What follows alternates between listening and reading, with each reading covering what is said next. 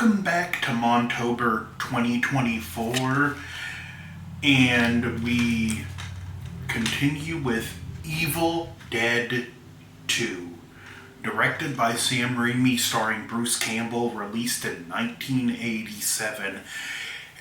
A sort of half-hearted recap of the first film and a direct sequel, although, as I've stated in my review of this one, I feel it plays better if you just watch this and ignore this as canon, even though the series contradicts that, because there's things that don't make sense, like in the recap, it's just him, his girlfriend Linda. The other characters are missing. His sister, his friend, and his friend's girlfriend are not mentioned, so it doesn't totally fit in. That being said, if you want to look at it that way, do what you want. This is just how it works best for me. And this is the film that finally gives us the AshWilliams we know and love, the more quick on his feet, sharp-witted guy that'll just rig something up to fight the Deadites. This is even the film where we get the term Deadite. The one-liners Ash is known for come from this movie. And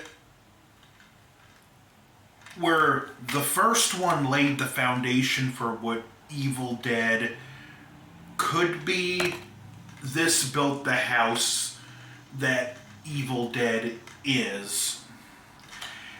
And it did blend the horror and comedy really well in this. This movie has some great tense horror moments.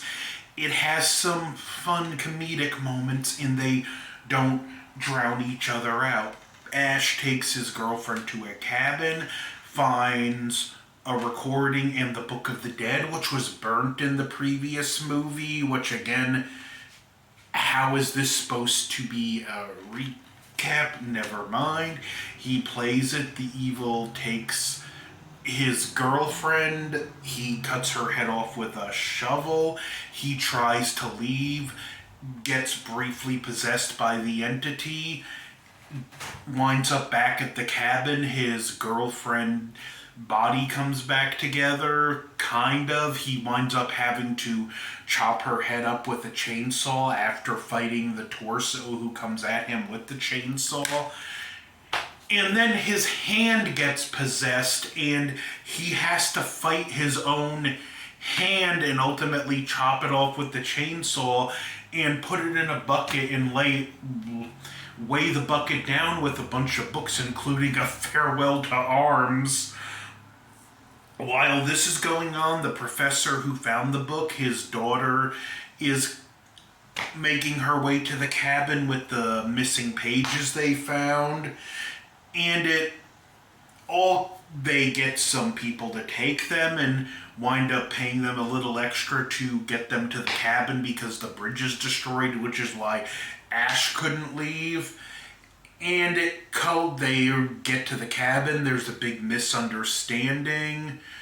They find the professor's wife, Henrietta, in the cellar, who's a Deadite, and proceeds to psychologically try and torment them. The guy that's with Nobi's daughter gets turned into a Deadite. There's a fight with him. The tow truck driver's girlfriend, who takes them into they show them the path to walk to the cabin. She runs into the woods, gets grabbed by some tree limbs and vines and pulled breakneck speed into a tree. Nobi's ghost tells them that the passages in the page can dispel the evil. The idiot tow truck driver forces them into the woods at gunpoint. Ash gets possessed again and remembers and is able to fight it back when he sees the goofy necklace thing that he gave his girlfriend, and he's able to fight back. And then we see probably the most iconic scene in the film where Ash. And one thing I will say technically too, like, most of the time when you, especially back then before green screen, when a character lost a hand, they would wrap fabric around it, and it always looked weird because they made no point to try and hold their arm back or something, and you had a nub that was as long as the arm. There are some shots like that, but for the most part, Bruce Campbell is aware, and he's either holding the arm back like this or at a lower angle, and he's doing as much as humanly possible to not have both the arm and the arm with the severed hand side by side, and he does a admirable enough job. Fortunately, this film comes with a brilliant workaround. He rigs up a prosthetic attachment for the chainsaw, and we get one of his most iconic one-liners, groovy. He goes into the basement, gets the pages from the book. There's a showdown with Henrietta, and the trees start attacking the cabin, which some of the trees we've seen earlier in the film appear to have faces. Nobi's daughter starts reading the passages. The entity comes through taking physical form, and she gets stabbed by Ash's hand but finishes the passage. Ash gets sucked through a time portal with his Oldsmobile Delta, Sam Remy's most frequent co-star, back to the Middle Ages. He kills a Deadite, and they hail him as a conquering hero, setting up the stage for Army of Darkness. I always have a hard time between this one and Army of Darkness determining which one is my favorite. While I think this is the better overall film, Army of Darkness is just too much fun. So it's hard to quantify, but I'll get into that when I get to Army of Darkness. They partnered with Dino De Laurentiis to make this film, but because it was unrated, and from what I understand, Dino De Laurentiis didn't want an unrated film released under his main company's banner. They made a fake company called Rosebud, and Sam Remy actually filled the Rosebud blooming for the title of that, just to release this film under. So, interesting stuff behind the scenes. This film was actually shot in North Carolina on the same property as the movie The Color Purple. I've never been to the town where they shot this, but I've been through it twice. So, from Tennessee to North Carolina, because I forget what happened.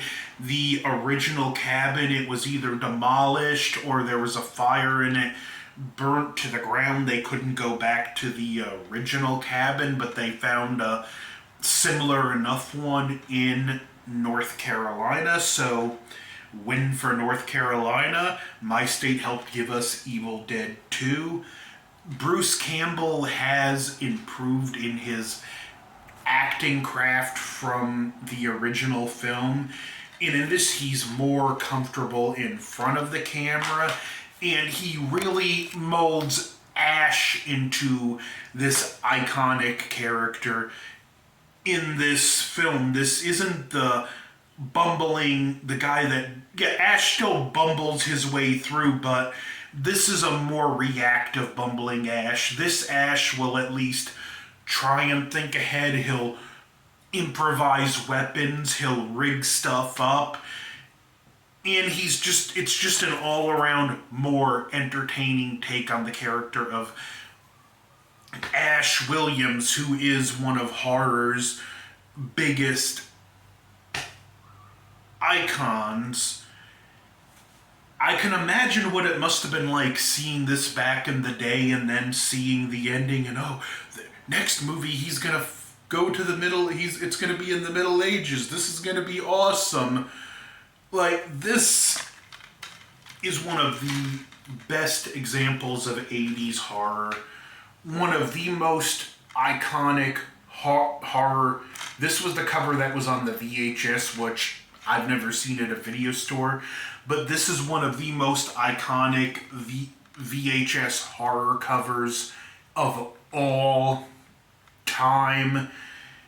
This, I can imagine just being a kid, seeing this on a shelf, how much this cover would stick with your imagination. And even the way they used the blood in this, yeah, there's blood all over this film, and sometimes it's different color, sometimes it's different consistency, nice stylistic touches like that. Evil Dead 2, which is sometimes subtitled as Evil Dead 2 Dead by Dawn, extremely high recommend. The best, if not, one of the best, if not the best in the Evil Dead franchise. Next, Army of Darkness, and I may tackle the series before the remake, but I will incorporate the series. I'm going to do the remake, and I'm going to do the film that surprised me, Evil Dead Rise. So, MONTOBER continues with more Evil Dead. Don't forget to like, share, comment, subscribe, and be on the lookout for the sickos that are putting copies of Halloween Ends in trick-or-treat bags this year. Again, I can't tell you what to do, but you're a parent, you love your children. If some demented individual puts that in your kids' trick-or-treat bags, do what you need to. Like, share, comment, subscribe. Over and out. Join us.